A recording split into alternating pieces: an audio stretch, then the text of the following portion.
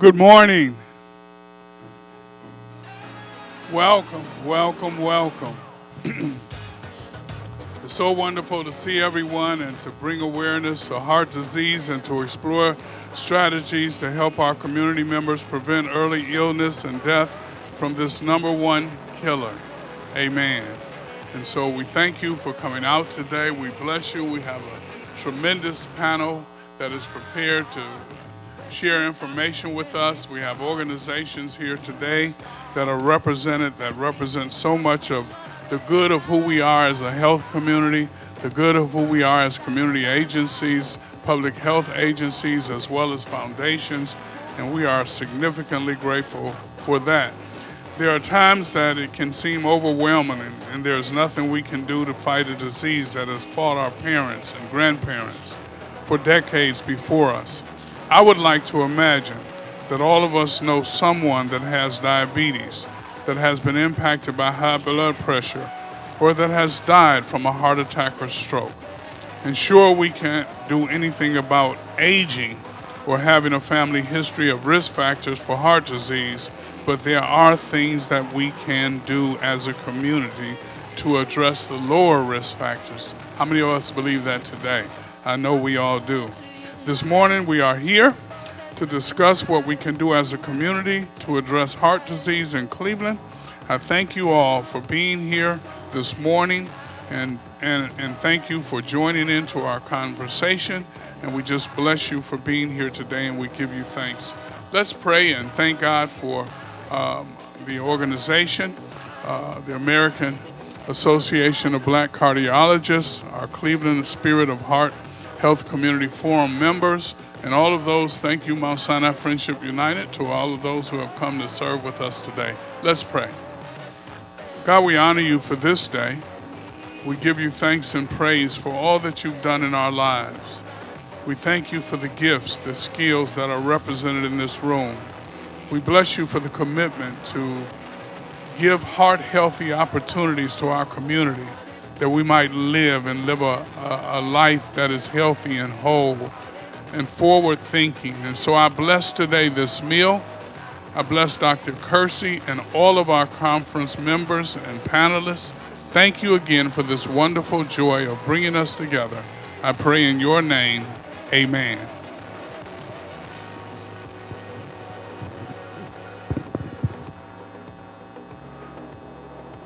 Good morning, good morning.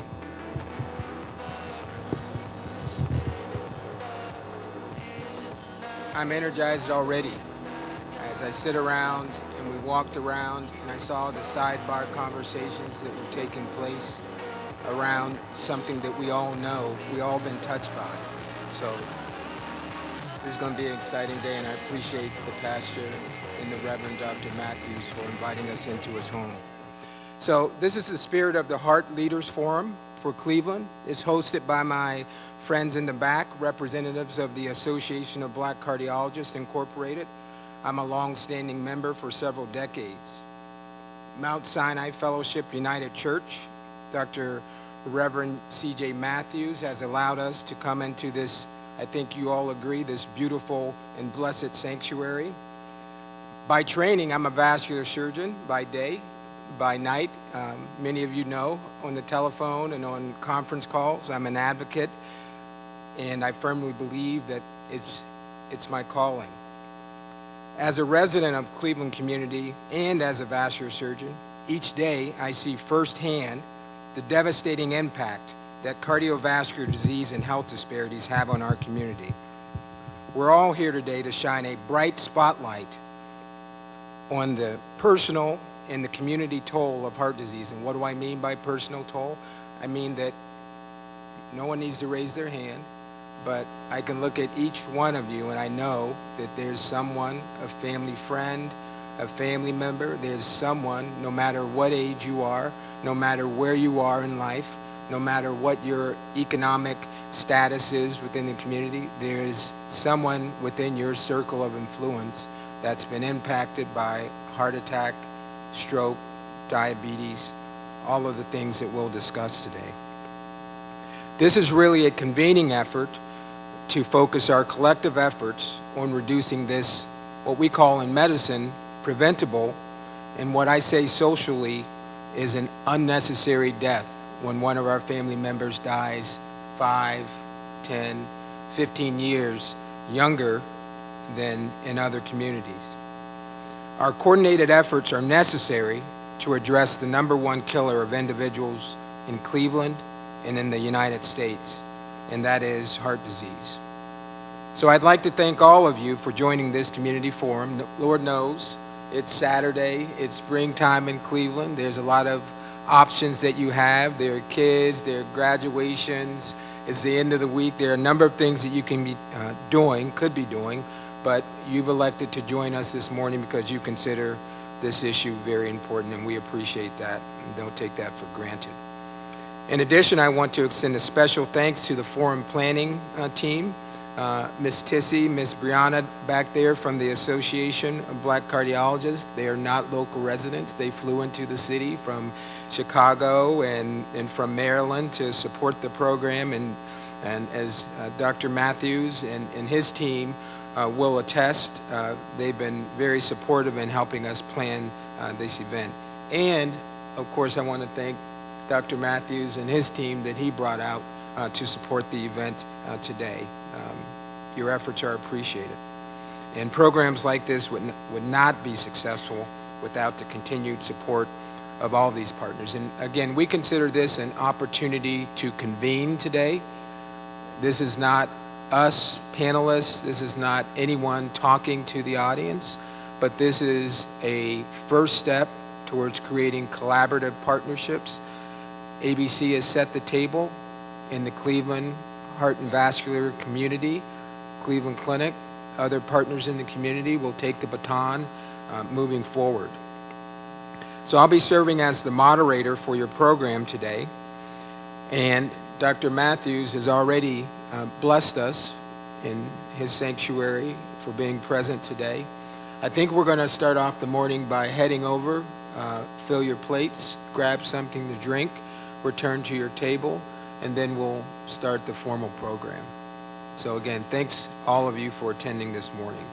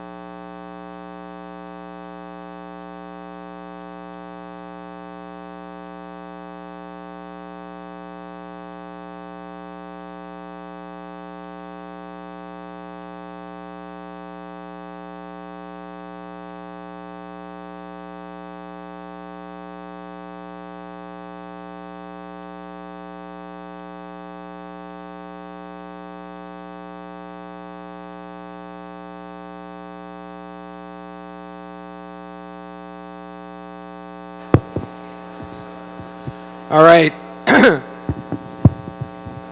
I think that food was good. It looks good. I see plates are cleaned. So let's go ahead and get started with the program.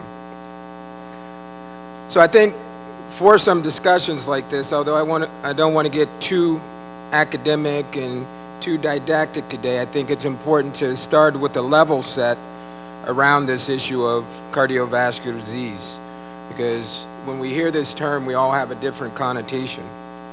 And so most of you, I think, when you hear cardiovascular disease, you think of someone having a heart attack, but we also understand that cardiovascular disease is a stroke, somebody that has a stroke. Many of you have somebody in your family that's had a stroke. It's hypertension, it's high blood pressure, it's congestive heart failure, it's abnormalities with your valves. All of those are cardiovascular conditions. And when we look at cardiovascular conditions as an overall consideration, we have to know that the risk factors are quite common for all of those. Hypertension, diabetes, high cholesterol, those are the risk factors, our behavioral risk factors. And our environmental risk factors, the food that we eat, the activity that we don't get, that is the risk factor that we have some degree of control. What people don't necessarily realize when we talk about cardiovascular disease is when we look at aunties and uncles and we hear people having kidney disease, it requires dialysis. That's a cardiovascular disease. When we hear about family members that unfortunately have undergone a leg amputation, that too is a cardiovascular disease, a consequence of diabetes, high blood pressure, cholesterol blocking the arteries. And so as a level set, this cardiovascular disease is an all-encompassing category of chronic disease states. I think the second issue for us to be aware of is what every conversation should start with that has one wants to motivate behavior, motivate change, individually or within a community, is a why. And this slide represents the why for the Association of Black Cardiologists, and hopefully the why for the individuals and the stakeholder groups represented within this audience. And that why is that cardiovascular disease is the #1 killer of all Americans, and by the time we finish this hour and a half or 2-hour session, 60 people will have died of a heart attack. Not only is cardiovascular disease the #1 killer of Black Americans, but cardiovascular disease occurs earlier in life, 10 to 15 years earlier, when we think about high blood pressure and diabetes, all occurring earlier within our communities. Once we're diagnosed with one of these chronic conditions, we are less likely to receive the evidence-based treatment, whether that's hypertension, whether that's heart failure, or whether that's diabetes or any of these other risk factor considerations. We're less likely to be optimally managed. And that's probably multifactorial. There's probably some social determinant component of that. There's probably also some physician and healthcare system accountability and responsibility for that, but that is a fact. For those of you in the room, there's scientists in the room. I know I have friends and colleagues in here that are scientists. For those of you that are motivated by numbers, when we look at what's the end all and be all of what we all want from our life, it's life expectancy. We all want to live a long and healthy and high quality life. Well, we know that when we look at life expectancy across demographics, the life expectancy of a Black American man is 72 years old. That's data. As Jay-Z says, men lie, women lie, numbers don't. That's data. The life expectancy of a Black American woman, white American man, is somewhere in that order of 77, 78 years, and a white American woman, 81, 82 years of age. And so I, as a Black American man, I don't defy these statistics. I don't care if I'm a physician, if I'm educated, my life expectancy is less than that of my white counterparts that I practice with. And I used to ask, since we're in this church setting, I used to ask my mother when I was growing up, Why are all the grannies in the church, but where are all the grandpas, right?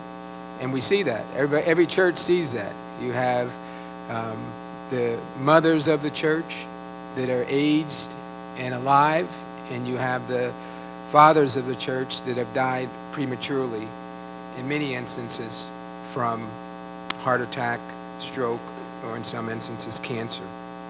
So when I think about this equation, I think about it as a dual-sided equation. What is the individual responsibility, and what is the community, the healthcare system, what is being done to us, and what is our individual responsibility? That's very simple, right? I don't have to be a nutritionist or a dietitian. We all know that low salt, low sugar, low saturated fat, that's the dietary recommendations that we should all be following. And we have at the table in the rear, I encourage you all to make sure you get by our group. I'm acknowledging our dietitian and our nutrition group that that hopefully you'll all talk with them, because they have a great program to educate in a very engaging way around diet and nutrition. And although I'm a surgeon, today I'm here wearing my hat of community advocacy and prevention, because we really know that that's where our efforts should be directed. What I will say to that point is that in the background of all of this is the Black American experience. And the Black American experience is for over 400 years, dating back to 1619, we have been disproportionately impacted by socioeconomic under-resource within our community. And that's really where the social determinants of health come in, right? That's the community, that's the healthcare system, that's the environment that we live in. And as we say, where we live, where we work, where we learn, where we play, these issues impact our health and ultimately our health care. And by most of our science, 70% of our health is determined before we actually enter a doctor's office or before we enter a hospital. It's determined by some of our cultural factors and how we eat, but it's also determined by environmental pollution that exists within our communities. These communities, the Black community, which is largely and frequently resides within the area of corporate pollution, high rates of asthma, potentially safety issues, which reduce our ability to be active within our community. We came out of COVID with this understanding of time, transportation, technology, right? We know that the socioeconomic underemployment within our community impacts our ability, our schools, the tax bases. These are all issues which we will talk about, and that's why when you look at this panel is not composed largely of physicians, but it's composed of non-physicians that will speak to many of these social determinants of health. When we think about the underpinning, and Brother Perry here from representing the President's Council will speak to this, we see a long-standing and historical income and wealth gap within Black households. A Black household, for those of you who want numbers, a Black household has 60% of the earned income of a white household by median average. And if you look at what's more important than income, we all know is wealth. And when it comes to healthcare, wealth represents our ability to tolerate a severe chronic illness, a cancer treatment, or something that may need to dip into our bank account. By a household analysis, our wealth is 10% of that of white American household. And so that is the fact of the matter in terms of socioeconomics with regards to our community. One issue that's very important to me as a Black physician is the issue of pipeline development. I know, it's demonstrated in my life, it's known amongst my colleagues, both Black, brown, and white physicians, that I, as a black physician, am more likely to spend my Saturday with my community, educating them on how we can do better.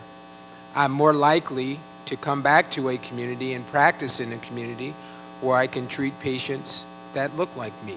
That's just a fact of the matter.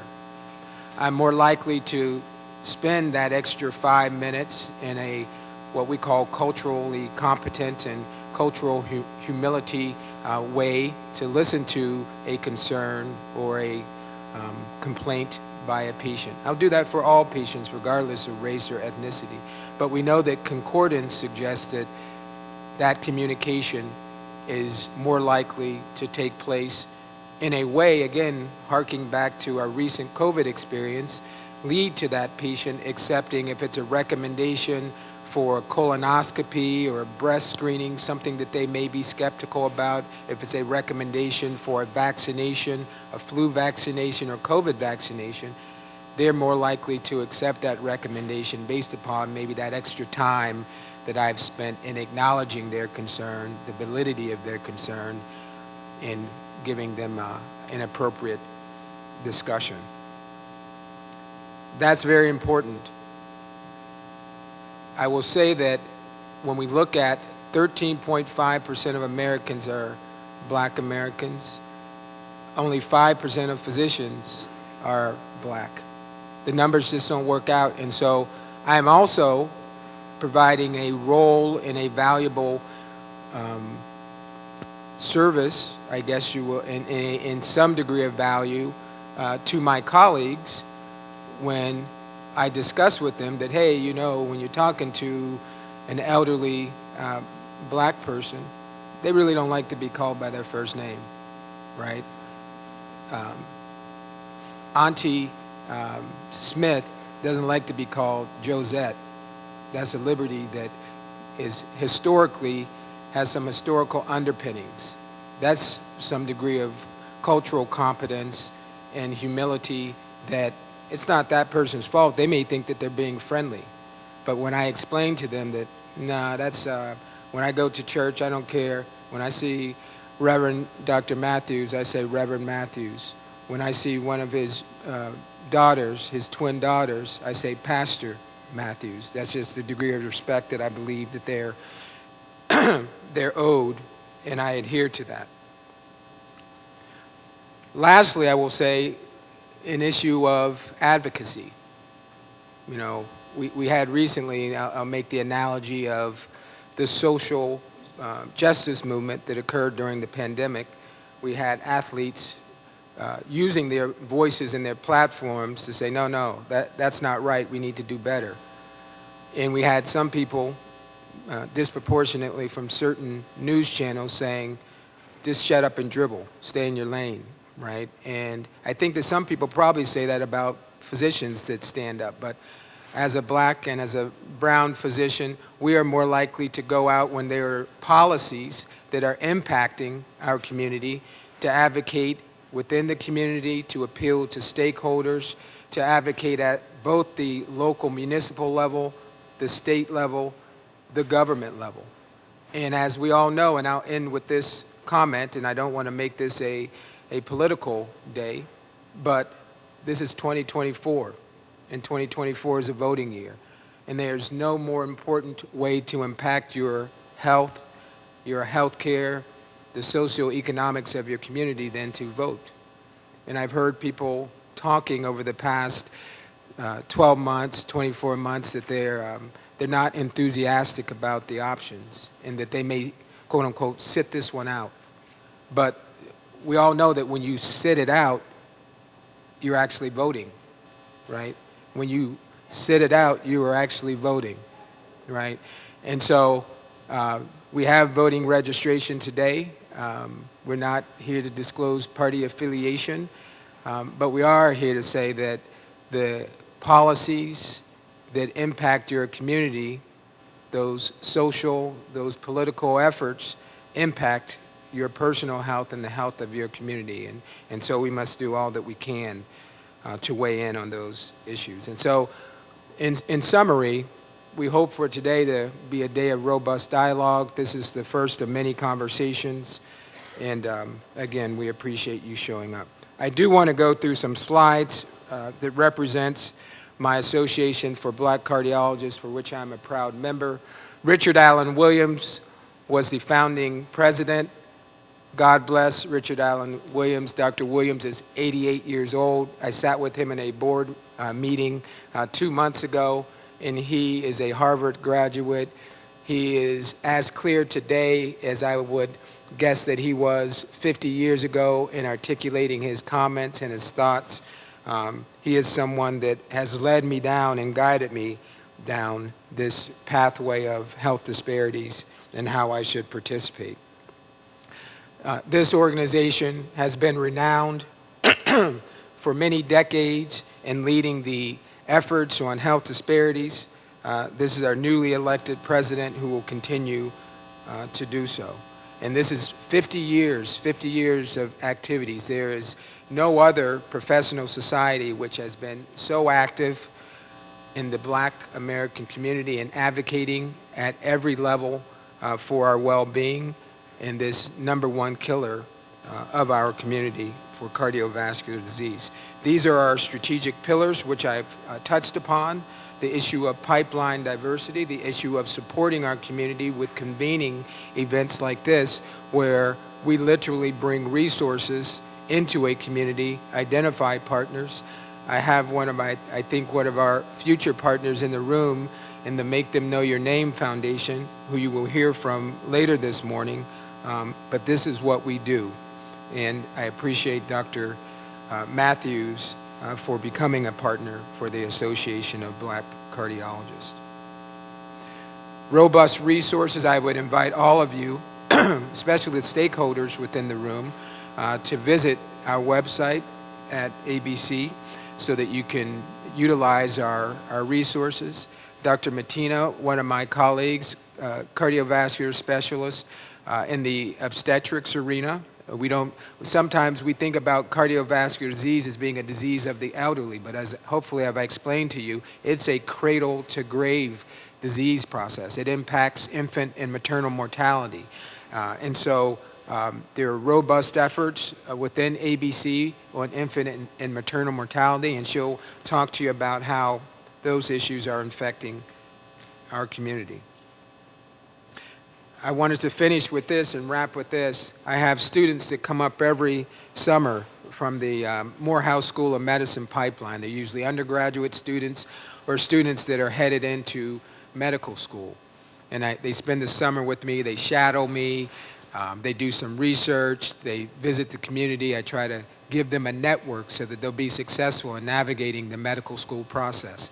And I asked one of them, after they'd spent so much time talking about health disparities, give me an illustration of what you think health disparities are caused by. And this is what they came up with. And I'll release this to all of you to take a look at, but this very well in an illustration articulates all of these complex issues: individual issues, community issues, structural racism issues that impact the well-being of our community. And so this is what young people can do. Dr. Matthews made a very important point today. He said, we're here doing this for ourselves and for our community, but mostly we're here for the young people, right? And so as time passes, those young people will have a better opportunity perhaps than we have. And so with that, I think we should continue the program. Next, I welcome to the podium Nicole Ward. Ms. Ward is the executive director of the Make Them Know Your Name Foundation. She has a very compelling story, and I'm always, when I introduce her to other people, sometimes I tell her story, but no one can tell her story like she can. I've given you some numbers this morning. I've given you some statistics, but what's most important about cardiovascular disease is the personal impact that it has on us as individuals, and on our community. And so she's here to share how she's taken her grief and empowered herself, her family, her community in the management and the education around cardiovascular disease care. So welcome to the podium, Ms. Ward.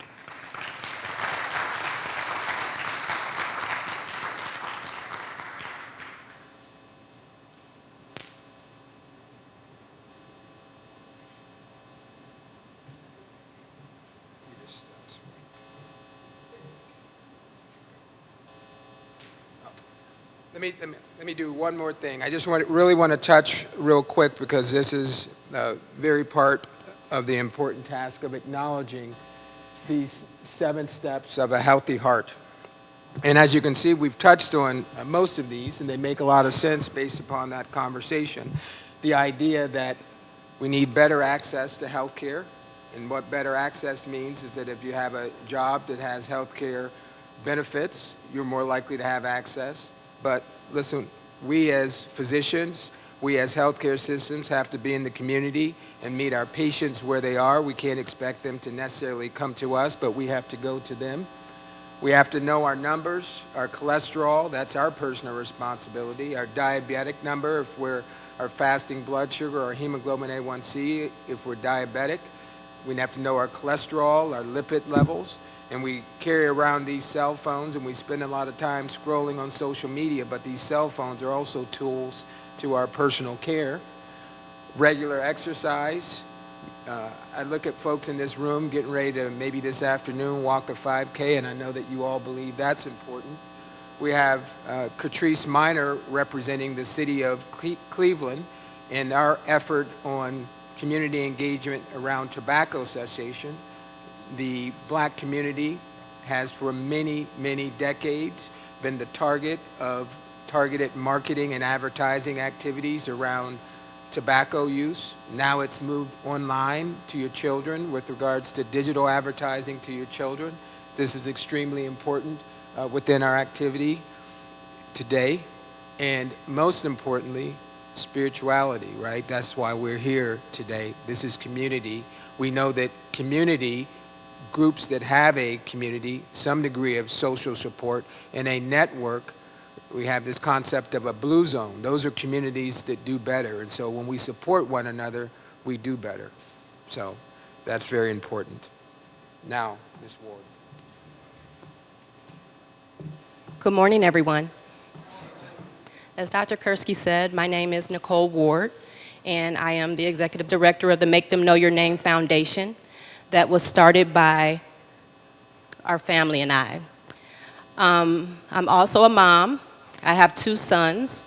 My oldest son, his name is PJ. He's a successful entrepreneur and also has a passion and is very involved in real estate development. My youngest son, you all may know, and his name is Denzel Ward. He is our Cleveland Browns cornerback and a member of the Cleveland Browns. When Denzel was, in addition to that, what I also wanted to share was that in addition to me helping our family to run the Make Them Know Your Name Foundation and also me being a mom, I was also a wife. That was until May 2nd, 2016, when my status changed from wife to widow. I was married to my husband for 21 years, and we were together as high school sweethearts prior to that for about 8 years. So this was a person that I had been with for almost 30 years, who passed away suddenly from what we're talking about today, a heart condition known as sudden cardiac arrest. The best way for me to be able to express the importance of understanding heart disease, the importance of learning what we can do as individuals to take action and to make sure that no one has to go through what we went through as a family, is to share my personal story, or our personal story. So my husband, his name was Paul Ward, and he was very active in the community. He was a principal for the Bedford City School Districts for many years, and a lot of people knew him. Those that did know him know that he had a passion for life, for community, also for health and wellness. He worked out all the time. And if you looked at him, you would look at him and think that he was the bill of health. Also, you know, people say that a lot of times with especially men, that they don't tend to go to the hospital, or they don't like to go to the hospital. My husband was a complete opposite. Whenever something was wrong, he would always say, I need to go and get this checked out. So when this situation that I'm going to share with you happened, we had no preconceived notion that he had any type of underlying heart conditions. The only thing that I knew that he had was high cholesterol. But again, it was May 2nd, 2016. It was a normal day. It was a Monday. My husband went to work. I went to work, just as we normally would.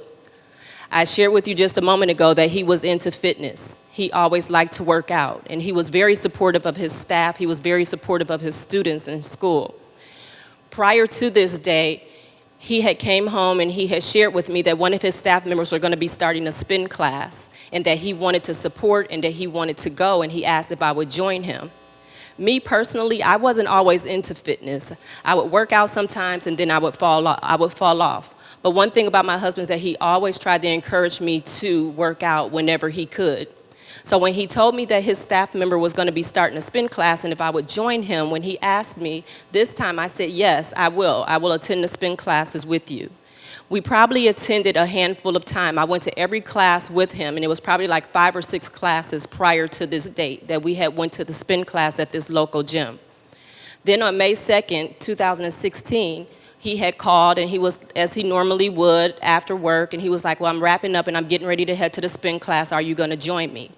I thought I had the perfect excuse, and the reason being was, one, I had started a step challenge with my family. We were trying to get 10,000 steps in, and I told you I really wasn't into working out, so 10,000 steps that day, I was already drained. Secondly, Denzel, my youngest son Denzel, he was home for spring break, and we had just celebrated his birthday 4 days prior, and I felt like this was just another opportunity for me to spend a little bit more time with him. So I told my husband when I spoke to him, I said, I think I'm going to stay back today. I'm going to cook dinner, spend some time with Denzel, and we'll just see you when you get back. He was like, okay, that's fine. I'll call you when I'm done. So as I mentioned, I had attended the previous classes with him, so I knew the class started at 6 and it was going to end at 7. It was probably around 6:20 or so when I got a phone call from his phone, which is a little surprising because I knew how long the class lasted. But when I saw that he was calling, I answered the phone, and when I answered the phone, thinking that it was him and saying, hey, is everything okay? Because I was surprised he was calling. Actually, it was a lady on the other end screaming, your husband has fallen off the bike, your husband has fallen off the bike. I didn't understand what she meant other than what she had said, that he had fallen off the bike. But then she proceeded to ask me, which emergency room do you want him to go to? My response was, take him to the closest one. She told me where they were going to be taking him to the emergency room, and once that happened and I hung up the phone, I just remember telling Denzel, a lady just called and said, your dad has fallen off the bike. We need to get to the emergency room. So he and I jumped into the car and we started driving to the emergency room, and even though that was all the information I had, something inside of me was still saying, let the family know that Paul has fallen off the bike. So I'm like, Denzel, call your brother, call your grandparents, call family members. Let them know your dad has fallen off the bike. I still didn't know what the situation truly was. When I got to the hospital and I went into the emergency room to see where he was, a lady who I'm assuming is the same lady who probably called me on my phone had ran up to me and she was crying hysterically. Nicole, I'm so sorry that your husband has fallen off the bike, that your husband fell off the bike, and he just stopped breathing. That was the first time I had heard her say or heard that he had stopped breathing. So now I was starting to understand the severity of this, and now I'm demanding my way back into the room as to where he is. I'm asking, where is he? So they lead me to the room where my husband is, and they're actively working on him, trying to bring him back to life. I see all the medical professionals doing whatever they can to try to revive him. Me as a wife, like I said, this was my high school sweetheart who I had been with for almost 30 years. The only thing that I can think to do was try to console him and comfort him and encourage him, like, Paul, you can do this, you can do this, you can pull through. Twice when I was in the emergency room, I heard the medical professionals say, we got a heartbeat. It was so encouraging to me when I heard them say that, we got a heartbeat. I knew that he was a strong person, and at that point, I just knew he was going to pull through. But then it wasn't too long after that the next words that I heard the medical professionals say is that we are now pronouncing him dead, and it was 8:14. That was the day my life had changed. It was very unexpected. I had no idea that what started off, like I said, as a normal Monday was going to change to be a situation where I would no longer have the person who had been in my life forever. If I would have known that that was going to be the last day, then my conversation with him prior to him going into that gym class, I'm sure would have been a lot different. But I didn't have that opportunity. So after it was determined that he had passed away, of course, immediately I wanted to know what happened, what caused this. After going through all the processes and the doctors, it was determined that he had passed away from sudden cardiac arrest. I didn't know what sudden cardiac arrest was. I had never heard of it before. But of course, I started to learn more about it and learn more about it. And the more that I learned about it, the more that I did learn about it, what I learned and what stuck out most to me is that this is something that was preventable, that he didn't have to pass away if individuals or if we collectively would understand the importance of taking action immediately. And I say that to say, not to place blame or anything like that, but this is the education and awareness that we need to share. Because he was at a local gym, a field local gym. I had participated in his spin class. This spin class was full. But when he collapsed off the bike, no one took the initiative at that point to perform CPR. This is what I was told from those who were present that day. And then there was also an AED, also known as an automatic external defibrillator, that was located right outside the classroom that no one took the liberty to use prior to the EMS arriving. It took me a year to go back to that gym and to go to that spin class that I had attended with him a handful of times prior to. When I went back to the gym, when I went back to that class, I stood in the doorway and I looked down the hall. And when I looked down the hall, I could see the AED just as clear as I can see that clock in front of me. I stepped from the class and I walked to the AED. For me, it was 32 steps. All we needed to do was CPR and take 32 steps, and my husband would have had an opportunity to potentially be here today. So I share that to say that we can make a difference.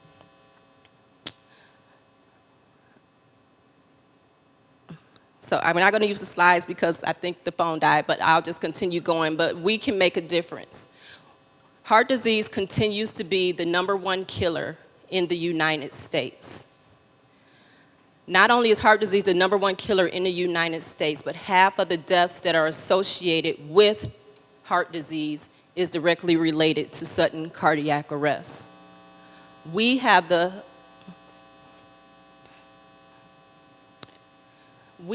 ability to make a difference. Most of sudden cardiac arrest happens outside of the hospital, and 90% of the time it is fatal. But every minute that passes, the chances for survival decreases by 10%. On average, it can take 6 to 12 minutes for an EMS to arrive. If no one does anything until the EMS arrives, you do the math. There is no chance for survival. That's why we have to take action immediately. Sudden cardiac arrest can happen at any age. My husband, he was only 46. Since I've been speaking about this and sharing our story and trying to bring awareness to the importance of this, I have heard of kids suffering from sudden cardiac arrest as young as the age of 9. I've talked to medical professionals who said there's even kids younger than that. And Dr. Kursky, you can probably confirm if that's true or not. So you don't have to be an elderly person in order to have heart disease or in order to suffer from sudden cardiac arrest. It can happen to anyone at any time. And you don't have to be a sports fan to know, I'm sure all of you are familiar with the situation that happened with Damar Hamlin in front of millions of people who collapsed on the field. That was from sudden cardiac arrest. The difference there was that there was someone there to respond and react immediately. Someone took action. They went over and they performed CPR and they used an automatic external defibrillator. The same situation happened to LeBron James' son, Bronny. And I'm sure he had medical staff that was able to respond immediately as well. But I share those two names to say that this doesn't have to happen to an athlete. You do not have to be a celebrity or some type of, professional status in order to suffer from sudden cardiac arrest.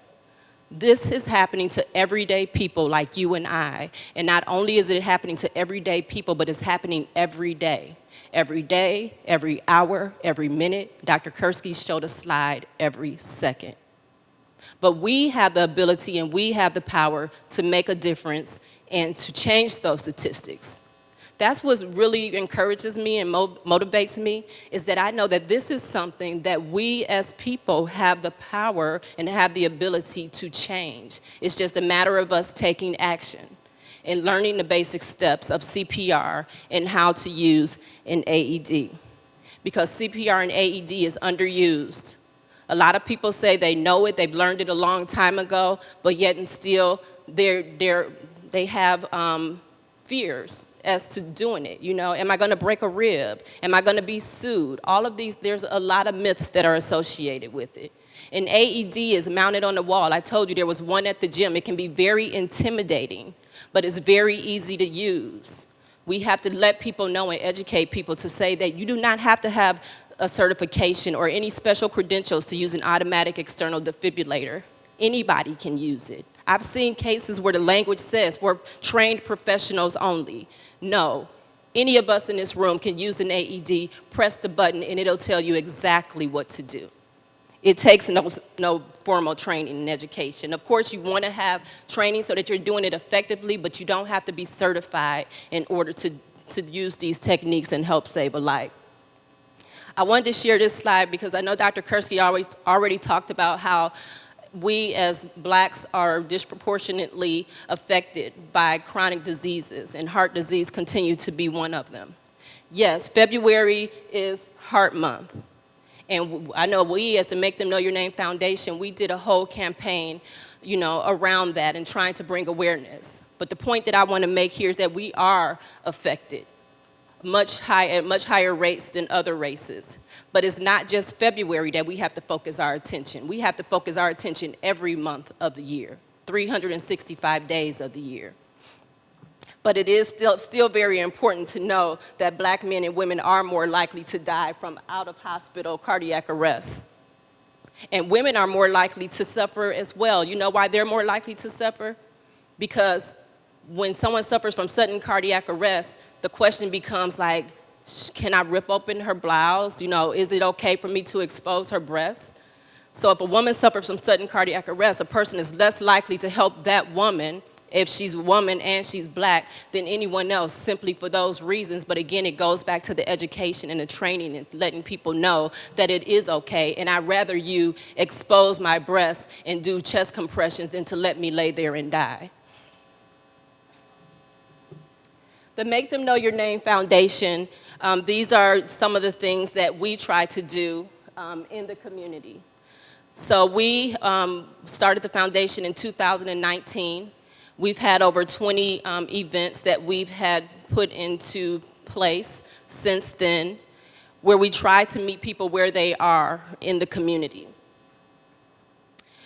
Some of our signature events have included things such as the Fitness Expo, the Cleveland All-Star Fitness Expo that takes place now for the past 3 years, where we bring people together to learn how to be proactive with fitness, health, and wellness. And then we also have events like our youth camps, and we have another event that's coming up that's called Pop Up in the Park, where it's a community festival, where we'll have thousands of people to come out to enjoy themselves and to be entertained and to come together as a family and to come together as a community. But no matter what we do, we always stay aligned to what our mission is, and that is to bring awareness to the importance of heart health and the importance of learning CPR and how to use an AED. We've had hundreds of people to attend the Fitness Expo. The Pop-Up in the Park, the first year we did it, we had 8,000 people, and last year when we did it, we had over 12,000 people to attend. If you're not doing anything this year, I encourage you to mark your calendars for August 25th because we will be doing it again. And again, this is an opportunity not to only just come together as a community, but to learn the importance of heart health.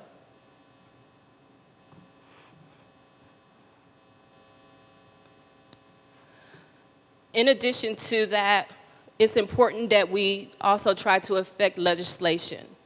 And we, as part of the Make Them Know Your Name Foundation, we are trying to do our part. I have had the opportunity to go to the State House and testify in support of House Bill 47. House Bill 47 is a bill that will require that all schools, local and private, be not suggested, but required to have an AED at their facilities. It also is going to be a bill that will require you have an emergency preparedness plan in place so that you know what to do when faced with these situations. It's not enough just to have the equipment there. You have to know what to do with that equipment. If you go into the schools, they know what to do in case of a fire. They know what to do in case of a tornado. But we've already stated that heart disease is the #1 killer. The chances of a school building burning down or being affected by a tornado is far less likely than someone inside of that building suffering from sudden cardiac arrest. But yet and still, most of us inside of the building do not know what to do in that situation. So this bill will also require that all staff and coaches be trained in CPR and how to use an AED. I am happy to say that the bill did pass at the House level.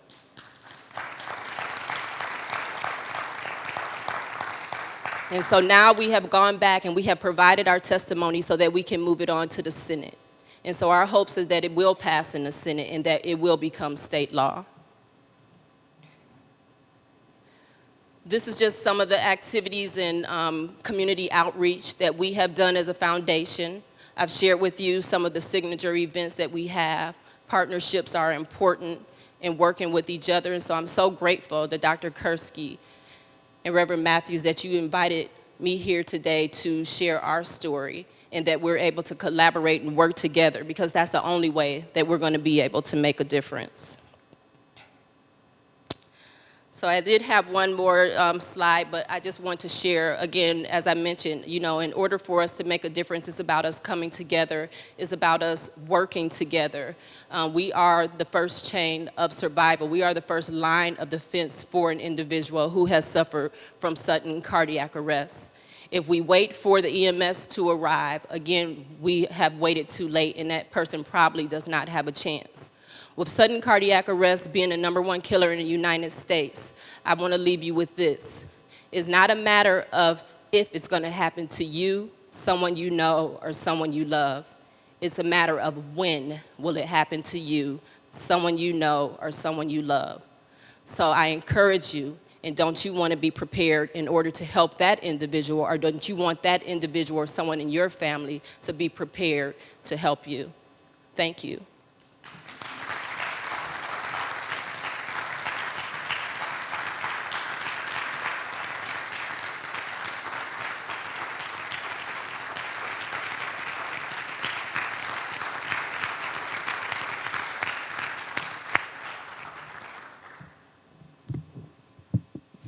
Sometimes as a moderator, you want to make a comment, something smart, something that brings an additional feeling to the conversation, but nothing more needs to be said. That is a powerful story. It's an authentic story. It's a genuine story, and that is why we're here this morning.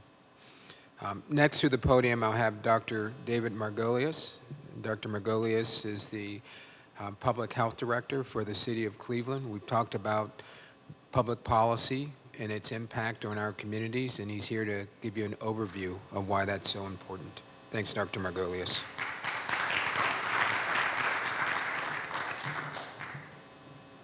So just right like that, okay. Thank you, Dr. Kirksey, and you know, in particular, I want to thank the conference organizers who, when developing the Run a Show, put me right after Miss Nicole Ward. Trust me, when I saw that, I knew. But I've been lucky enough to be in the room with her multiple times, and she's just so incredible, the work she's doing. I am a diehard Browns fan, so I go to all the games, and so when I see number 21 making an incredible play, I always say, look at Miss Nicole Ward's son out there making plays. And so I'm so grateful for the work she's been doing. So today, this morning, I'm here to talk to you about the state of health in the city of Cleveland. And as the Director of Public Health, it's my job to improve that. And as you know, we have a long way to go. The life expectancy for residents in Cleveland, as Dr. Kirksey said, the most important health metric that we look at, is much worse than the life expectancy in the inner ring suburbs and other parts of the country.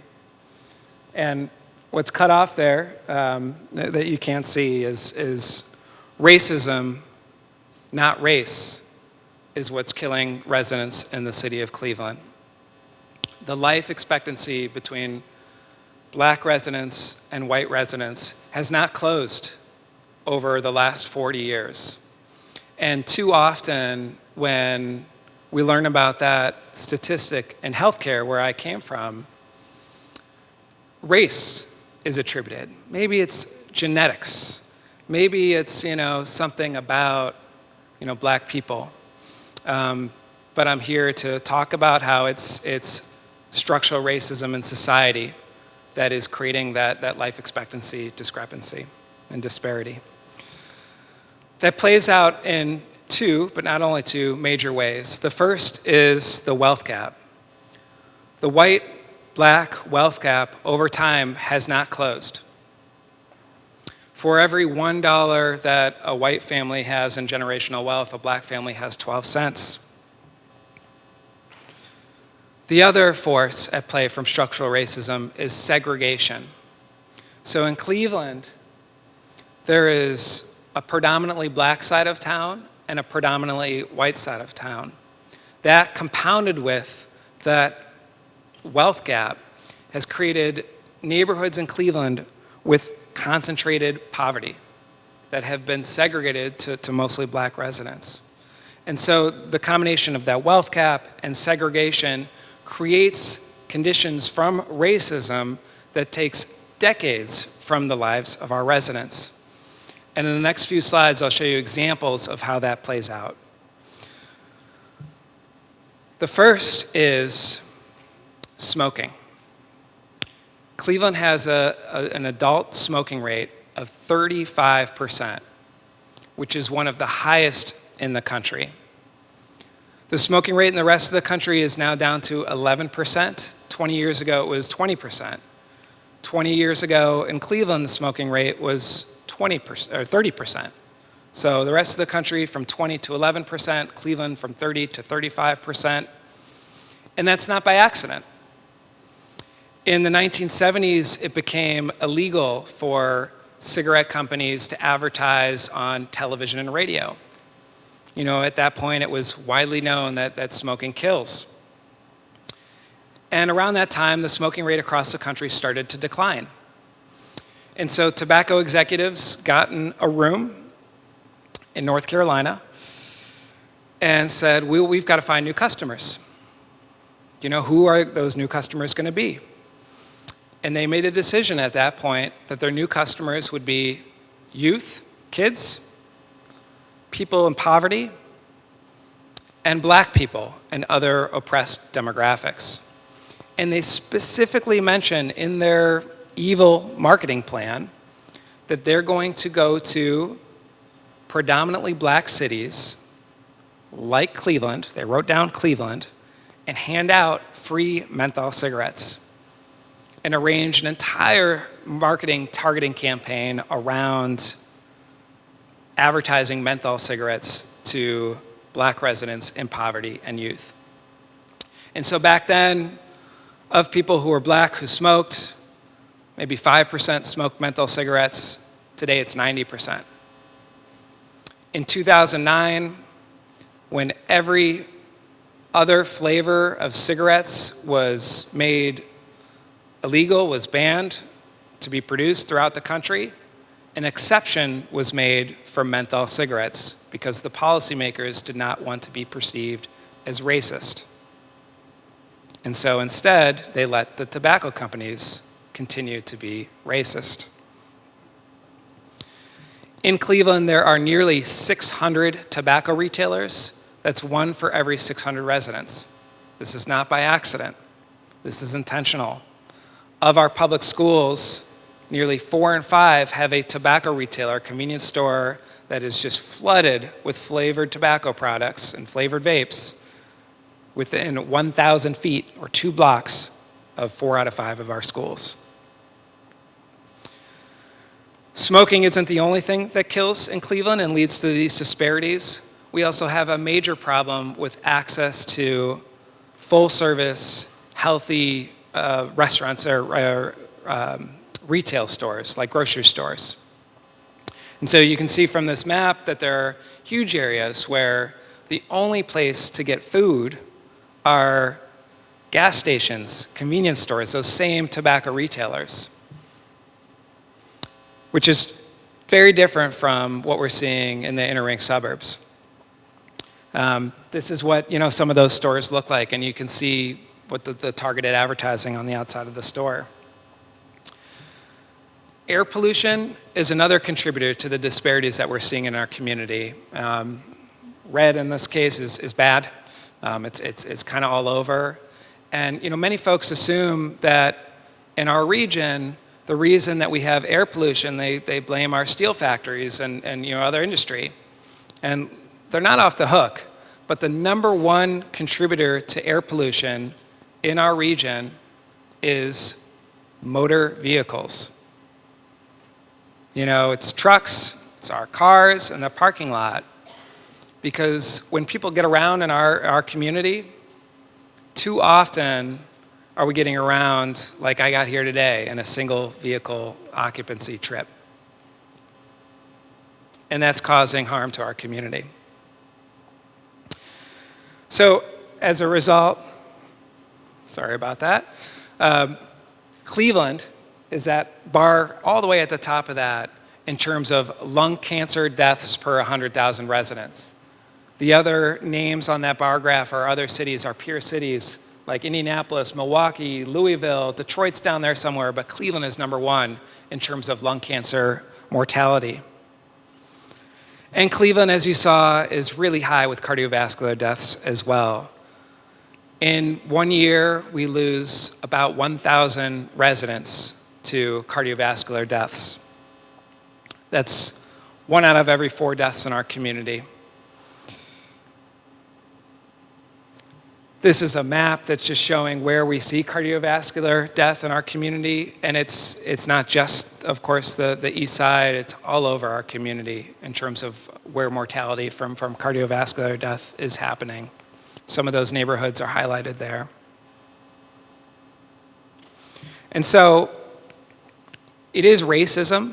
It is those structural forces that created the wealth gap, segregation, disinvested neighborhoods that's causing this life expectancy gap that hasn't closed it in 40 years. And so in order for us to get to the solution, we have to dismantle these structural forces. We have to work against them. And so while the first half of my 15 minutes with you has been doom and gloom, I'm going to segue to some of the solutions that we're working on and we can work on together. So in terms of healthy food access, we don't have to accept these convenience stores that are hurting our neighborhoods, especially when they're vacant, like this picture on the left. And so on the right is a picture of an urban farm called Revolutionary Love Farm that's right down the street that Ms. Shirley Bell Wheeler runs. And there are countless examples like this all over our community where urban farmers, predominantly black urban farmers, have taken back the land. Too often are they leasing the land from the city, and so we're working on more paths to ownership of that land because it's ridiculous. If they're farming it, they should own it. And creating healthy food here in the community so that our residents are not dependent on food shipped in from all over the world. This is the work we're doing to promote food sovereignty, which means having Cleveland residents take over the food system chain, letting us produce the food, sell the food, buy the food in our community. We talked about the number one cause of air pollution in our community being cars. Too many of our streets look like this on the left, but they could look like this on the right. And the trees look nice. I've since learned that I actually prefer having like one set of trees with a much wider tree lawn so the trees can grow a lot bigger than these little cute ones here that you see all over. But still, what's even more impressive about this is that people are going to feel safe walking and biking on these streets, and the buses, are going to be more reliable and on time, and so that we can not have to rely on our single vehicle occupancy trips for every trip that we make in our community. Now, these are things that we're working on now. They take time, and there's going to be a lot of road construction, especially come this summer. But it's going to be worth it to save lives. And then in terms of tobacco, you heard about the work of Catrice Minor. If I'd known she was going to be here, all the pictures would have been of her instead of me.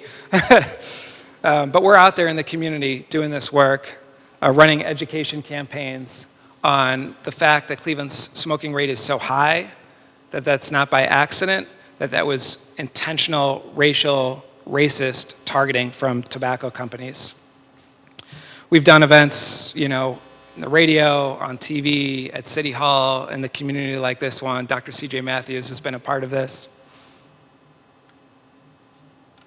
And we proposed a policy to end the sale of flavored tobacco in our community. What you can't see there on the left is that over 175 cities in our country have already ended the sale of flavored tobaccos in our communities. Finished what Congress started back in 2009 when they restricted every other flavor of cigarettes, saying that no, tobacco companies should not be able to sell menthol cigarettes in our community. They should not be able to sell flavored vapes that are the flavor of cotton candy and fruit punch and tropical blast that are clearly designed and placed outside of schools to attract new customers. It's not enough to just restrict the sale of a product. We recognize that people need help quitting. It's important to note that most people who smoke want to quit. Most people who smoke want to quit. It's just so hard to do, especially in a place like Cleveland where it's always in your face. And so we've worked hard to publicize all of the cessation resources that exist through our healthcare partners, through other community agencies, and then we've also created our own under the leadership of Catrice Minor to be there out in the community leading classes on help quitting smoking.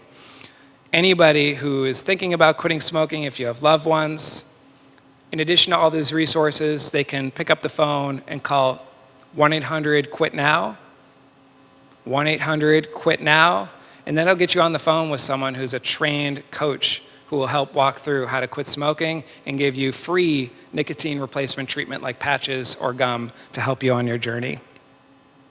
And so I've talked about the state of Cleveland's health. We've got a lot of challenges, but we're working on solutions, and we can't do this alone, and we aren't doing this alone. We're all in this together, and so I look forward to this panel discussion coming up next so we can talk about all the things that we can do together to help improve health for residents in the city of Cleveland. Thank you.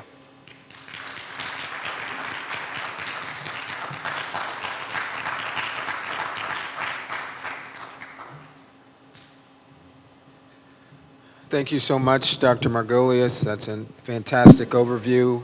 We'll ask the panelists to proceed up to the front here so that we can begin to convene and discuss not only the problems, but hopefully some of the solutions.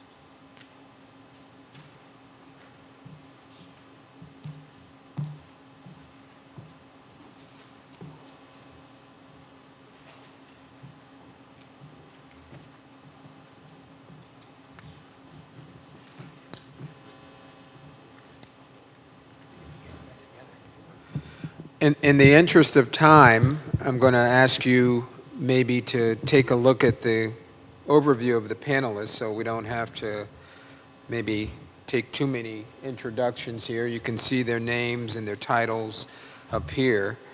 And so I'd like to really start to jump into some questions so that we can get going with this. Never short on some thoughts, notions, and ideas is Mr. Perry here, representing the President's Council. Nick, maybe you can give the folks a brief introduction of the President's Council, and then I have a question for you about socioeconomic development and maybe some strategies and some targeted areas within the community. Okay. Thank you. First of all, thank you all for having us here this morning. And like Dr. Kursky said at the beginning, you had a lot of places to be on a Saturday morning, but you chose to be here. So you are part of the solution, and we are, of course, here to help. My name is Nicholas E. Perry. I am currently the president and CEO of the President's Council, which is Cleveland's only black chamber of commerce with over 250 members. We also have a foundation where we grant and provide support to those chamber members through a process called Business Solution Center, where we provide backroom support for those businesses. We also have a for-profit LLC that handles a lot of capital investment into a lot of the projects that you see around here in Cleveland, one of which we are a proud owning member of the Meyer project on 105 and Cedar, which the Cleveland Clinic helped with us. We also have a PAC, a super PAC, and we recently launched a real estate development corporation. Prior to this, and I don't know how much time we have, so I can kind of give some context, perhaps why I'm here. I am also a former entrepreneur. My family run business is still called Pinckney Perry Insurance Agency, one of the region's first black-run insurance agencies, been open since 1957. Prior to that, I worked for I had a real estate appraisal firm, and prior to that, I was a drug dealer for a company called Pfizer, and was one of the launch team members for a little pill called Viagra. So I've worked in the health industry for a little while. I always catch people off guard with the whole drug dealing thing, but that's what we do. But I just wanted to give you guys some context of who we are and what we're about. So, one of the things that we talk about, and Dr. Dave here talked about it, is how we are so far behind from an economic standpoint. Right now, in the greater Cleveland area, there are around 24,000 black-owned businesses. Less than 5% have actual employees. So let that sink in. If you're an entrepreneur and you've got a mom and pop shop or you're doing landscaping, you are working so hard in that business that it's directly impacting not only your physical health, your mental health, and the overall health of your family. And typically that leads to several things. One, you don't really have time to go and deal with health care. You really can't afford health care, and you continually push and push and push until, like Mrs. Ward said, you just may fall out. One, you don't understand where or why because you haven't had this access. So where does the President's Council come in place? Well, we're trying to close that wealth gap, more so than just for people to make money, but more so for the families to be more secure and more stable. Because we have found that if your economic stability is there, then your health, your well-being, your spiritual health, they're all they're all put in place where you can overall have health. So, one of the things that Dr. Dave talked about is how certain areas are more prone to health disparities, and that is all fruit from the poisonous redlining tree that was done, really decades ago, but has still permeated in these specific neighborhoods. I'll just use, for instance, that overlay of a map. If you were to overlay that on redline areas, it shows the direct cause and the direct link to some of the ails that are impacting some of these neighborhoods. This is one of the neighborhoods. I spend 8 to 10 hours on the corner of 139th and Kinsman every single day. That is a major neighborhood that has suffered from direct ails of redlining. So having access, having the educational component of it, that has a direct impact on someone's health. So I'm just going to be quiet because you got other folks up here, but I'm just jumping on my little soapbox. Thank you. Thank you. That's a fantastic answer, and the President's Council is important in closing that income and that, more importantly, generational wealth gap. So, Dr. Mattina, as a cardiologist, I'd really like you to provide some insight on maternal infant mortality, maternal health, and some of the role that you play in that. Sure. Well, for full disclosure, I am openly sexist. I do think women are the superior sex, but I do not discriminate. And I do think that maternal health is really the leading charge we need to focus on to getting better family health in our colored communities. And so I run the Postpartum Heart Clinic and am the medical director of cardio obstetrics, which is a field specifically focusing on cardiovascular health in pregnancy.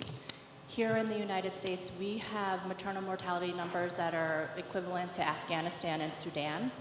You would think that delivering in a hospital base, that we would have access to good health care, but even with all the access and opportunity we have, 80% of maternal mortality is preventable, and most of them are coming from things like high blood pressure, hemorrhage, and infection, which are all preventable. So I think in some of the things we've known, there's campaigns from the CDC called the Hear Her campaign. It's talking about sort of recognizing the signs and symptoms of things that happen in pregnancy that affect young women. And, you know, I've heard stories, just like we heard a very telling story today, that, you know, the one thing that we see in heart disease for women, it actually doesn't matter what educational level you have, that it doesn't affect outcomes. Where we see that difference in low-income white women and high-income white women, there is better disparity gaps, or larger disparity gaps. There's actually no gap based on education level for all black women. And we've heard stories before, even from black lawyers that go in, and part of their story is to say, you know, I brought a friend with me and coached them on what they had to say in case something happened to me and I wasn't getting the care. And that's sort of something that I found so striking, to think that you would go into a healthcare system with so much distrust that someone wouldn't hear you, that you would need to bring an advocate with you to sort of advocate for you and say what is needed from there. So our focus at the Postpartum Heart Clinic is really working on some of the major contributors to early heart disease in young women, which is a history of gestational diabetes, any hypertensive disorder in pregnancy, and severe obesity in pregnancy. And so what we work on is educating them that we really do see that this risk starts early, as Dr. Kirksey mentioned, from the cradle to the grave. Women that have had adverse pregnancy outcomes are much more likely to develop cardiovascular disease 10 to 15 years after that delivery. So for most women, when we talk about heart disease onset, we're talking about the age of 65 and beyond. That's after menopause. We've lost a lot of protective effects from estrogen. But if we're talking about having deliveries in your 20s and 30s and developing heart disease in your 30s and 40s, that would be premature onset heart disease. So we really need to close that age gap of working to minimize these risk factors as soon as possible and as long as possible. And I think to some of the members in the community we've heard here, really that is based on lifestyle. And so we can prevent heart disease through lifestyle. I am a big advocate of plant-based eating, a Mediterranean diet, and exercise. And it has been a challenge in our community. You know, we all have different concepts of what's healthy, even body image for different sort of ethnicities and groups. I published papers on cardiovascular disease in black women and Hispanic women, and a lot of times these groups get clumped together, but the black woman is so diverse, right? You can be black African, you can be Caribbean-African, you can come from a European African descent. And the same thing could be said for Hispanics. And they're not all the same. And I think that touches back to a lot of that is based on community and your ethnicity, the food you eat, the culture you have. So we're not all blanket sort of stamped to say just that. So that is part of the things we're working on in terms of starting early and educating very young women, because we know that when we have healthy mothers, we have healthy babies.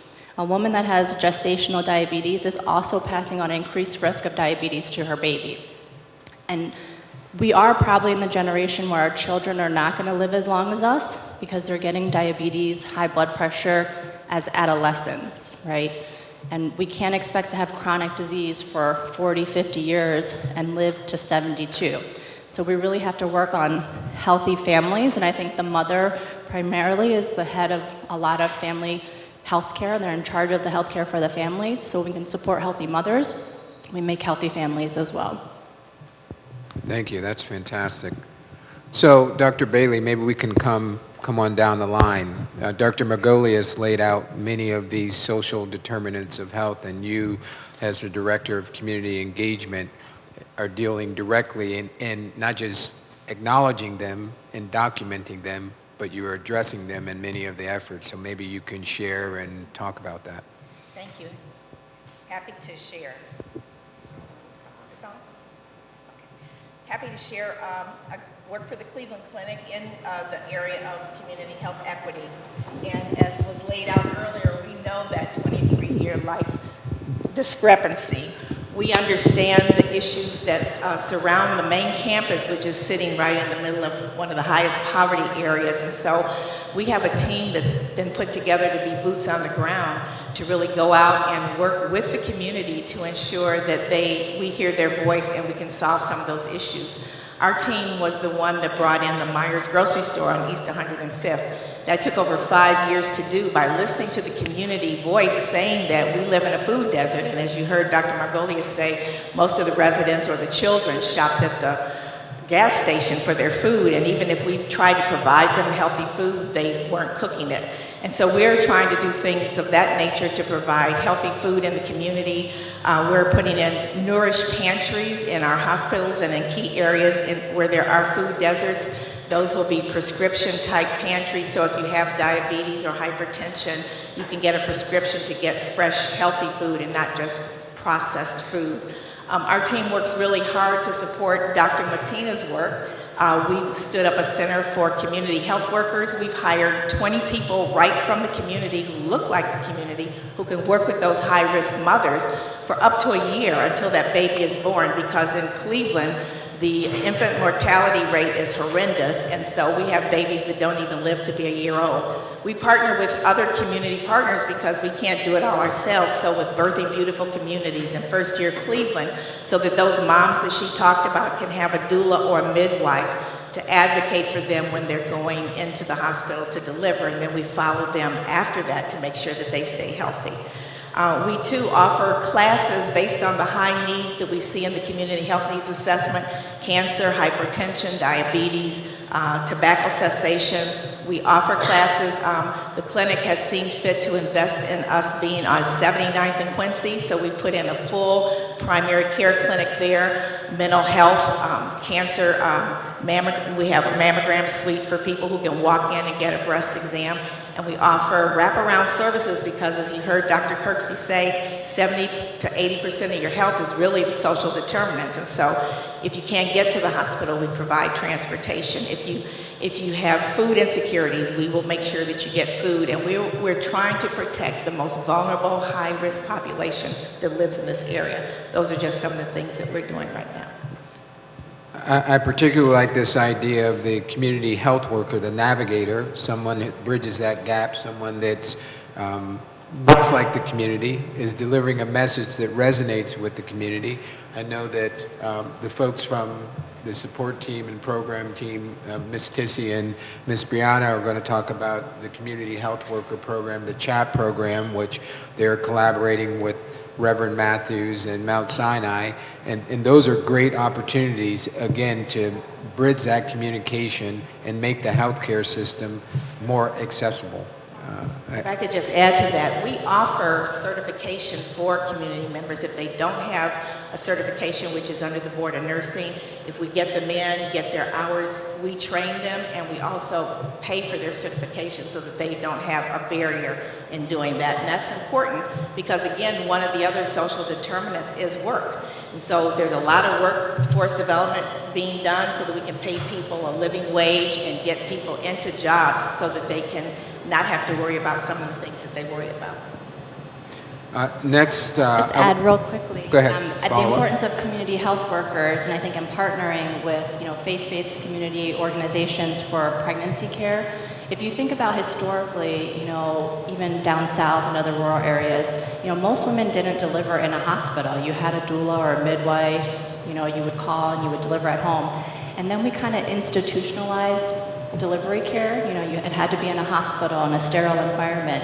And now, since we've done that, you really see that these numbers are starting staggeringly high for our women of color. And so I think partnering with community health workers having doulas and midwives partnering with OBGYN. Really, as I said, because most of the pregnancies that happen probably do not need to deliver in a hospital setting, right? If you don't have an underlying chronic condition, you may be better served with someone that shares your same community goals, that is racial or ethnically congruent with your own, and we may have better outcomes. So it's such an important sort of connection to make as well. Next, I was going to say Mr. Hamilton, but it's now Dr. Hamilton after getting your PhD. So congratulations, a public call out. So, Dr. Hamilton, in terms of supplier diversity, you're heading that for the Cleveland Clinic. I look at that as an opportunity for engagement with the community and wealth building within a community. Maybe some comments on what the Cleveland Clinic is doing along those lines of partnership. Okay, of course. It's a pleasure being here. Just to kind of build off of what the theme is today is, leveraging our economic purchasing power to support the community. It's very important. One of the things that Cleveland Clinic really prides itself in doing is not only caring for the patient's physical health, but their economic health. One of the things that we do in partnership with Dr. Bailey and her department, as well as with the President's Council, is we create an ecosystem of supporting the community. The Cleveland Clinic, we spent over $5 billion. Last year we spent over $5 billion in products and services. We realize we have influence in supporting the economic engine of Cleveland. Not only improving the economic engine, but also hiring within the communities. So my department is responsible for ensuring that out of that $5 billion that we spend, that a percentage of that money is allocated to support the community. So I engage a lot of minority, diverse, and small businesses throughout our footprint and incorporate those products and services within the organization of products and services we buy. Now, many corporations that we work with that are small may not have the size and scope and capacity to support us mass scale day one, but we have very intentional programs. We have a mentor protege program where we train, develop, and mentor smaller suppliers. We partner them up with our large tier one suppliers. In our organization, we encourage all of our partners that we purchase products and services from to work with our community businesses. And many of those smaller businesses may not have the voice and the capacity to reach out to those businesses directly. So we empower our voice and our purchasing power to work with local businesses to get them the scale and capacity that they need in order to compete at a much global level. We partner with organizations like the President's Council. We are also part of the Greater Cleveland Partnership, and we have other corporate institutions sitting at the table trying to figure out how do we improve the economic prosperity of Cleveland. So it takes a village to do this work, but I'm very proud to be a part of that ecosystem that is at the table every day trying to figure out how do we bring prosperity back to Cleveland. And I'll underscore that this idea that healthcare is an economic issue needs to be reinforced time and time again. It is very clear that the most direct correlate of your healthcare and your health, personal health, is your economic situation, your income, your generational wealth. These are inextricably tied together. To the point of, when you look at the President's Council, when you look at vendors that you guys are working with within the minority community, I expect that those vendors are going to be hiring folks from the community. So we're not just trying to create wealth within one individual, within one family, but we're looking for responsible employers that are going to be creating or in family-sustaining wages with health care benefits at a good wage. That is that compounded impact of the work that you are doing. So kudos to the work that you do, Dr. Hamilton. Mr. Pleasant here has the unique perspective of being not only at some point a healthcare executive, but now being an entrepreneur, wearing that entrepreneur's hat. He is on the panel to provide some valuable insight. I would ask you a question, because we've talked about this before. How do we engage our male community? We know for multiple reasons, and I can sit up here all day and talk about why I don't want to go to the doctor, whether it's distrust or whether it's apathy or all kinds of reasons. How do we engage the Black American male community beyond our wives, our sisters, our aunties telling us it's time to go to the doctor? How do we engage? Yeah. So good morning, everyone. I want to start with my story about access. And so in my role, my background is an engineer that went into healthcare. And so we ran on the facilities, engineering, construction side of the business. So I'm not a clinician or a physician, but I have access. And so as an executive with Cleveland Clinic, you have an executive physical. At 45 years old, I was healthy. I was putting in my normal 50, sometimes 60 hours a week. I was in grad school on the weekends. I was doing 50-mile Velosano bike rides. Through my executive physical and really the blood tests, the conversations like, Herb, what is going on? It looks like you've had congestive heart failure. And it was hard for me to process that because I felt good. And the conversation was, Herb, are you tired? And I was like, yeah, I'm tired like any other man working. And really, I felt like any other Black man working. And I said, but when I'm tired, I take a nap and I get back at it. My success was that I was always driven. You had to get up early in the morning and work late at night to beat me. And so, I went through tests, and you're one of us, the golden procedure, heart cath. My injection fraction was at 15. That's the measurement output of your heart. In a normal person, it should be between 45 and 65. My cardiologist, once again, access that I golfed with, he said, Herb, you don't understand. There's people with your diagnosis that cannot even get out of bed. And here you are doing all this stuff. We are perplexed. We don't understand. You have a high engine. And so at that point, I thought it was the stress. I removed myself from the environment. I went to outsource management of managing hospitals. And my numbers were back to the high 30s. So I'm recovering, but never a procedure at that point. About 5 years after that, went back into a healthcare environment. 2 years later, same thing. Once again, access.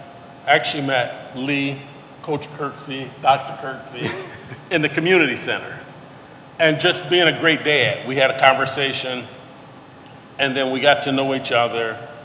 And he put me in touch with another string of doctors because my injection fraction had dropped again down to 20. And the conversation was that, Herb, you should consider pacemaker defibrillator. And I'm still in denial of this because I never felt bad, I'm tired, but we all get tired, right? So I put on I trusted, and it made a huge difference.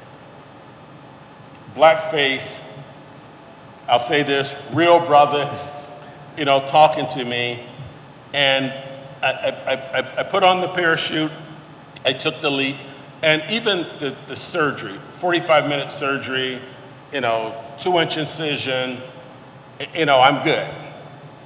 So fast forward through, I'm fine, I'm healthy, I do everything I previously did, but as recent as my last cardiologist visit, and now I'm personal with my cardiologist, And I was like, Doc, be real with me. Did I really need this pacemaker? Because I never felt sick.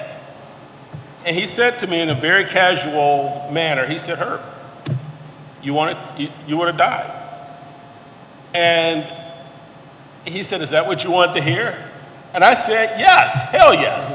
That's exactly what I want to hear, because up until, now this is 15 years later, and I've been doing all this stuff, and I've got my second pacemaker, because after 8 years, they don't put a new battery in, they put a new one in. But, it was a harsh reality that I needed to do this, and I'm an exception because I worked in a healthcare environment. I had access to healthcare. Where I live at, I've got access. And so when I look at this room, we all have access. The conversation is those who don't have access. And then a unique perspective for me, I also still have rental properties. And so I get a chance to see some of my tenants and their challenges with healthcare. Some of them don't drive, they're catching buses. Even though you have an appointment, there's a 4-hour wait. Even for us to make an appointment with some physicians, you're 6 months out. And so the conversation about access, will there ever be an easy button for everyone, and especially the Black community? There are so many barriers to good health care. And then, there's one of the barriers today is Google and Wikipedia and WebMD, because that's the easy way of saying, I'm okay, I'm good. No, the minimum you need to do, and I do it twice a year, I make sure that I get my blood tested, because there's a lot that you learn from your blood test about where your baselines are and what your health is today. So if we can, more collaborations, and the collaborations are going to happen through the church, through the barbershop, through the prisons, through everywhere that our kids are and our adults are. And I think change will happen once you get to the point where we start with our kids and there's adult education on nutrition and wherever the kids are, it's got to be there. If it's at their sports games, at their banquets, have a presence there. Because if it happens with the kids, then it becomes part of our DNA, and then it becomes generational.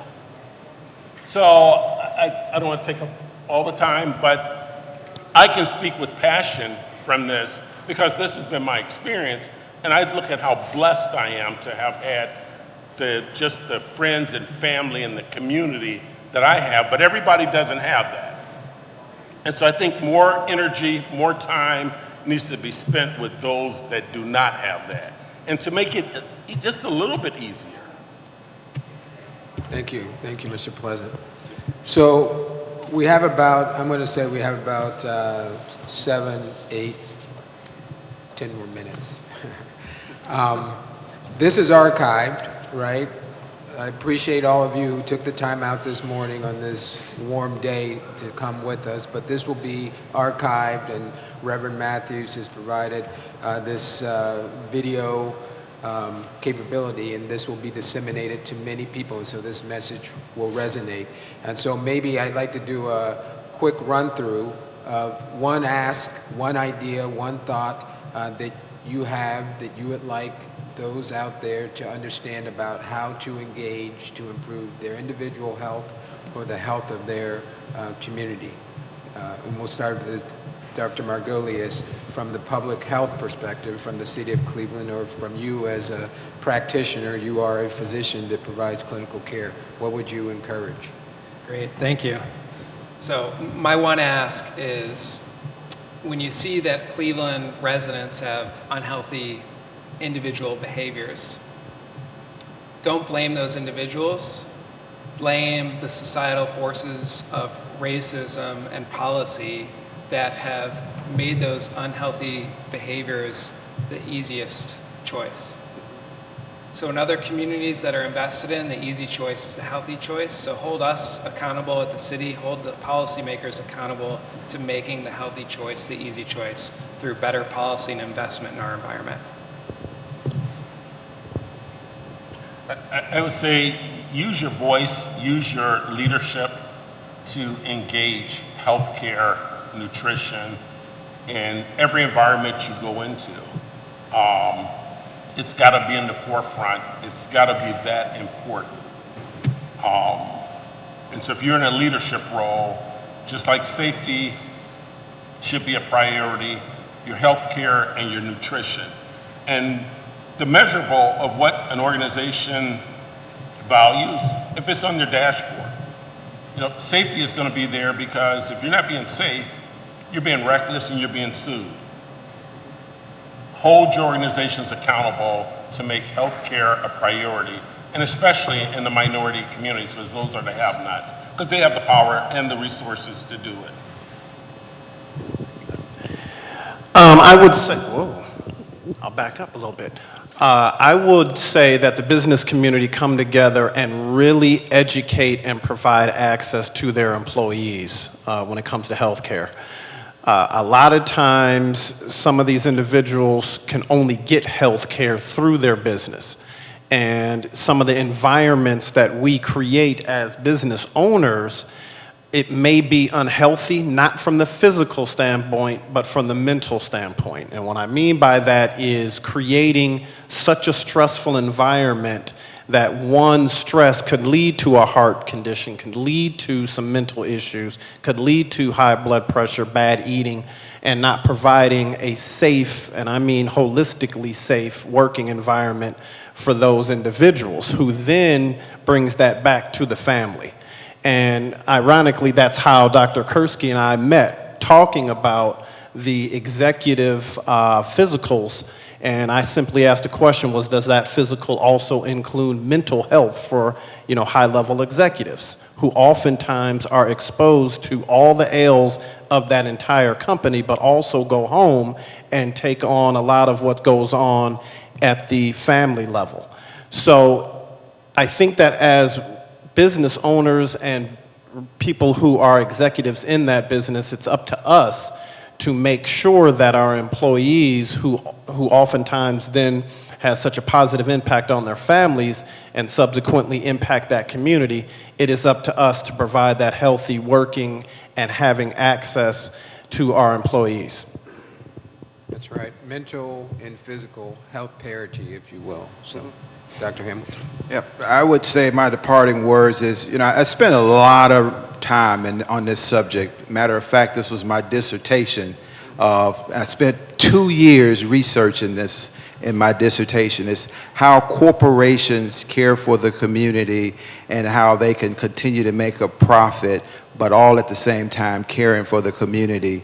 If you look around the room, we all play a part in this ecosystem. When I did my research, I looked at, what residents felt, what corporate managers felt, and what vendors in the local community felt. And the common thread is, we're all in this together, and we all have work that we can be doing individually. It's up to us to spread the word for those people that may not be in the room. So when we look at what is our responsibility taken away from this forum today, it's what can you do individually for your neighbors to make sure that they get the information that you are blessed with receiving today. We have to do our part.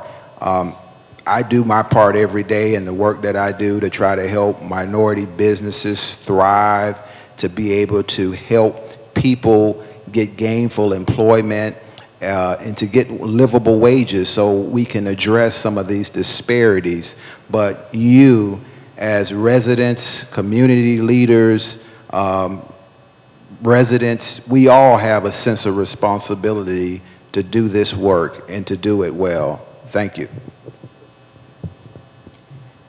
Kind of along those same lines, I would suggest education and understanding preventive medicine. We see our people coming to the emergency room, so they get a Band-Aid and they go back home and nothing ever gets fixed. Programs like this are made available from every healthcare system, but we don't show up. And so if we could spread the word about, hospitals and healthcare systems have a responsibility, a corporate responsibility to educate the community. If we flip the script and start thinking about wellness versus waiting until we get sick, we'll start to see some changes. And we are working, I think all the healthcare systems are trying to work towards providing greater access, because even if you looked at it as a business case, it makes more sense to take care of a person before they get sick. I'm a cancer survivor. When I looked at the privilege that I had of having almost $300,000 in medical bills that was taken care of primarily by my insurance, and I know people who didn't have that care. But part of it is being exposed, having the education, and passing the word so that we can take advantage of the things that are out there for us, that are being provided for us right now. And I think my final message is very similar, that prevention is cure. I think what we practice in the United States now is sick care. This is not health care, right? You cannot wait until you're on dialysis, had amputations, and then try to say, what can I do to improve my health, right? It has to start as adolescents with what we're putting into our bodies, what kind of activity we're doing. We have to start early to prevent disease. And I think we have to let go of the stigma of heart disease. As in lieu of cancer, for cancer, it's very easy. You can have a pap smear, you have a mammogram, you check that off the box and say, okay, I'm good for a year or 3 years or so.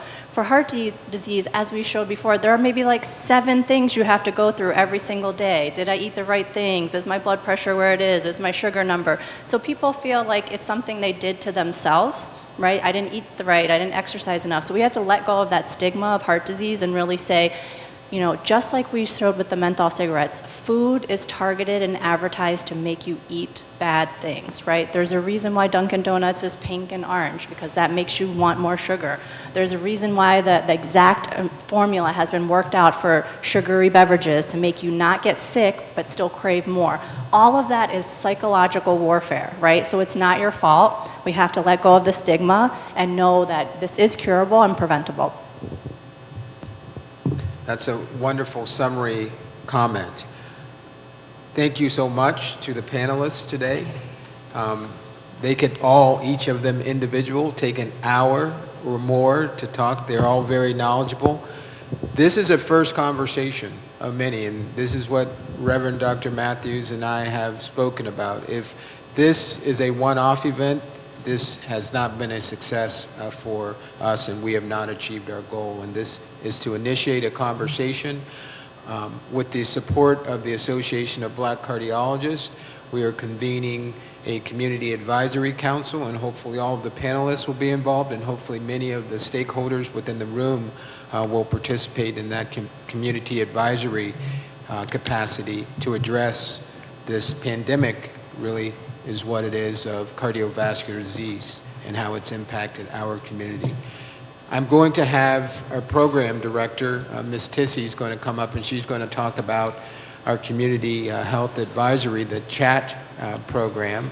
We're also going to talk about membership for the Association of Black Cardiologists. I don't want to leave without saying that we have an afternoon walking event, which will convene around 12:30, 1 o'clock, where we will be doing some walking. We have some vendors doing blood pressure measurement, screening, registration to vote, and some other vendor opportunities. And so hopefully you'll be able to join us, maybe change out of your slacks and your shoes and walk a lap with us. But if you're not, I appreciate you taking the time to join us today. I appreciate Reverend Dr. Matthews allowing us to come into his home. And thank you, ABC.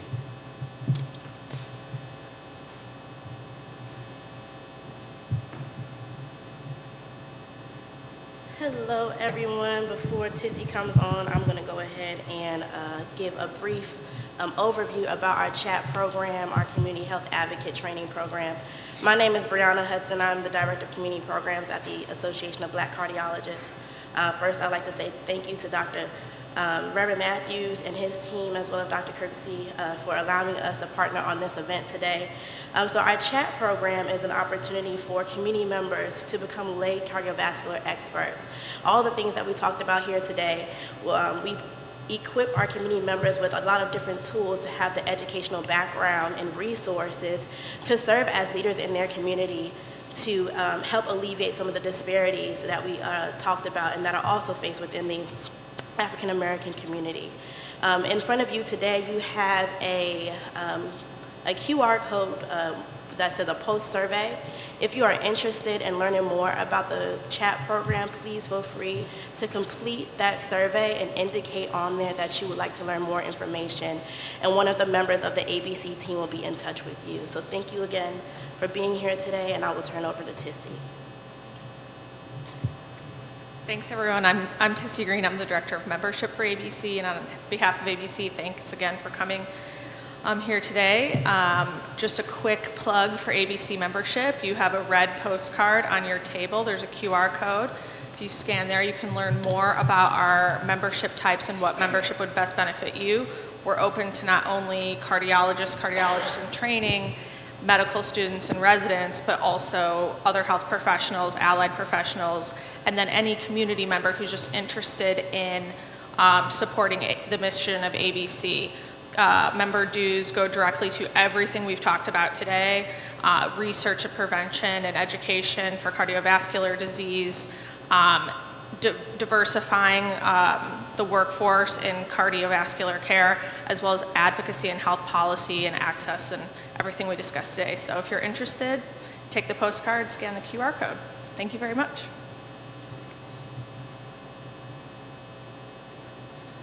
So thank you. We'll wrap. I'll leave you with this parting comment, and I'm sure that you've all heard this before. As Dr. Martin Luther King Jr. said in 1964, over 60 years ago, of all forms of inequality, injustice in healthcare is the most shocking and inhumane because it oftentimes ends in physical death. And that's what we're talking about with cardiovascular disease, death. And so join us in this collaborative effort.